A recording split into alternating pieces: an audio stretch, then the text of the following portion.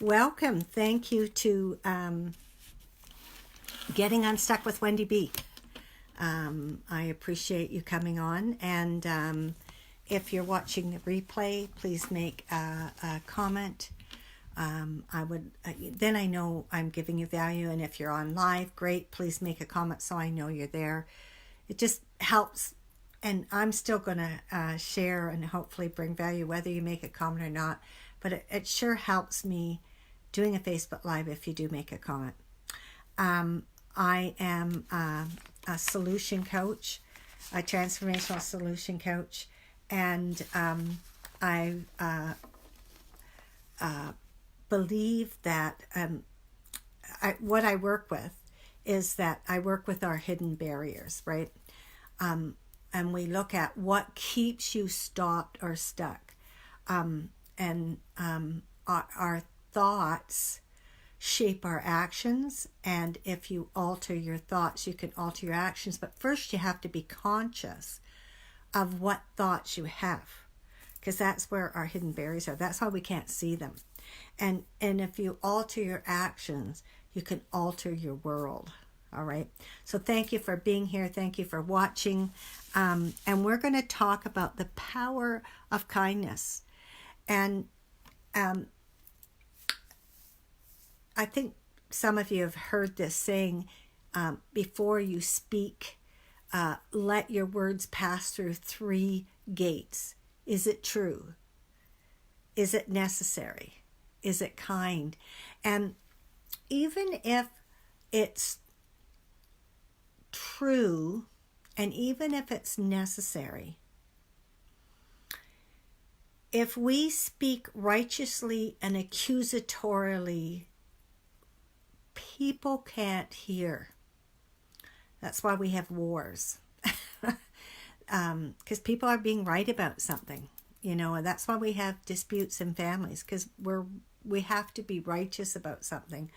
And so the opportunity, I'm just going to move back a little, because I think the way the light is shining, it's shining too much. So there we go. So I really believe that even if we have the facts, they're true, and it's necessary to address something, when we address it with kindness, people can hear us at a much clearer, they could hear you, but when you come from righteousness, they have to defend. If we're kind, there's nothing to defend. It's just like, oh, right?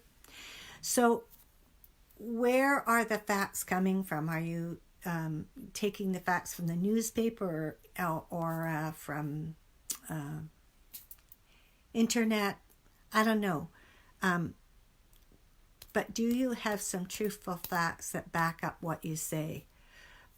Make sure it's not coming from a feeling or an emotion. Incidences happen. Things happen. Those are facts. Those facts happen. But then we interpret from our feelings and emotions, and we collapse what happened with our emotions rather than the facts. Okay, so is it the truth? Like, I'll give you an incident. My daughter was just in school, grade 1, and some kids made fun of her. And it was quite upsetting to hear why they made fun of her. But what she interpreted from them making fun of her and calling her names was that she wasn't lovable. So when she came home, she was quite upset. And so we went over it. And I just said, okay, so that incident happened. It really happened, and your feelings got hurt. But that doesn't mean you're not loved. So let's examine that. And so we did. And, I said, does mommy love you? Yes. Does daddy love you? Yes. Does your aunties love you? We went through a whole list and she got really clear that she was lovable. But the incident happened, and because she got hurt by the incident, she made up she wasn't lovable. And not being lovable was not the truth. But if you, and so I assert that in life, we frequently have thoughts based on emotions and something happening, and we think it's the truth and it's not. It's just an interpretation. It doesn't mean it's the truth. Is it necessary to speak the truth? Well, I would say a lot of times it isn't necessary, and we think that we have the righteous right to speak the truth, but it's not necessary the truth, or it's not necessary for us to speak it. So I remember, because we need to look at when we speak, what is the impact if we speak on that person? And what's the impact if we don't speak? And sometimes we need to speak because the impact is great if we don't speak up. So, but if there isn't an impact, it's not harming anybody, and does it need to be spoken? If someone's dirty and smelly, do I really need to say anything? They probably already know that they're dirty and smelly. But if they're going for a job interview, then I need to speak up. I think it's necessary. So, you need to clean up and have a bath and wear some clean clothes. But otherwise, I don't think it's necessary for me to say anything. I remember in grade 5, there was a boy sitting in front of me, and he frequently smelled, and this one day I was just annoyed, and I said, "You stink." And he turned around and he explained to me why he stunk. It was some medicine he had to take, and I felt terrible after, that it wasn't necessary to tell him he stunk. He had to take this medicine. So the impact on him was I made him feel bad, and I felt bad. Like it wasn't really necessary. So I'm invited us to look at how often we speak. Is it really necessary? And if it's the truth, and you can back it up with facts, and if it's necessary to address, are we coming from being kind? How's the best way to address the situation? I know frequently, we're going through some stuff in our family around an estate, and the one person in charge, there's a couple of people in charge, but one person in charge made a bunch of bad decisions on their own for whatever reason. I spoke up, and a few of us spoke up because it was necessary to speak up.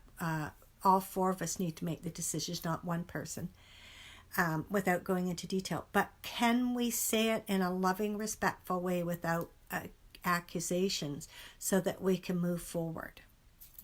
So that's where I think it's necessary. And then the other day, I was having a pretty serious conversation with someone, and we talked about something that was really important to them, and then we changed the subject and talked about something else, and then that person had a conversation with me like as if we hadn't discussed anything 10 minutes before. So at the end of the phone call, I was left with a concern about their mental health. So I invite us to get curious, like if we have some facts and if we have some truth, how do we address it with kindness? So I prayed on it, and I spoke to that person, and I said, the other day we were talking about something quite serious. Do you remember the subject? And they said, yes. I said, oh, isn't that interesting? Because when we were talking the other day, you acted like we hadn't even had that conversation, and you reminded me of my mom with dementia. And so I'm bringing this up because I'm not sure how to address it. I have this concern that you were in overwhelm, and so maybe your brain shut down for a few minutes. But I want to address it to make sure that this doesn't happen frequently, because that I have a concern for your mental health, and I love you, and I want you to know that this happened. And we both started laughing, and she said, did that really happen? And I said, yes. This is what, and she said, well, I remember talking about that, but I don't remember not remembering. And I said, great. So I think it had to do with you just had so much on your plate. And if it happens again, I'll address it in a loving, respectful way, because we want to make sure you're not getting dementia. She started laughing. So it was addressed. So when we address something with humor, or address something that's serious, and it's necessary, and we have some facts to back it up, do it with kindness. I think we need the world to have more kindness. And the power of the meaning of power is that all that are involved in the situation are left with the ability to be effective and to be able to take actions to correct what's necessary, or to correct what's necessary, or even celebrate what's necessary. They're left with some power and access to do something. All right. So again, before you speak, let your words pass through 3 gates. Is it truth? Is it necessary? Is it kind? All right. So I think that's really important. So what keeps us stopped or stuck in life is our repetitive limiting beliefs that cause barriers in our life. And I assert we are frequently blind to those barriers. So that's what I deal with. And I want people left with clarity, freedom, and power, regardless of their circumstances. I still have no webpage, and I am paid a lady, and a webpage is coming. Like I say, I'm a transformational solution coach, and I've written a book, co-authored with James Malachuk, Living Your Passions. And I am really excited to share that I'm launching my book, Getting Unstuck with Wendy B, 30 Ways to Bring Clarity, Freedom, and Power, regardless of your circumstances. It's being launched at the end of February. And if you want to play with my launch, please private message me. I'd love the support, because I'd love you to let everybody know. On launch date, I'm going to let the ebook go like for $1.99 or something, so that everybody has an opportunity to purchase that book. I also have a podcast, Thriving at 60. I'm in over 30 different countries, and I have over 25,000 followers, so that's neat. And if you want to have a 15-minute complimentary coaching session, just go to my Facebook business page, Getting Unstuck with Wendy B. Press a button, my number comes up, and we can create a time. And during this session, we will discuss one obstacle that may be holding you back, and provide steps that will guide and direct you to move forward. So I'm a stand for transformation. I assert if you alter your thoughts, you alter your actions. If you alter your actions, you will alter your world and be much more effective. Thank you again for watching Facebook Live. Don't forget, if you're watching the replay, please comment, like, share, so that I know I've brought you value. And I will see you at 12 noon next Sunday. Thanks. Let's get you unstuck.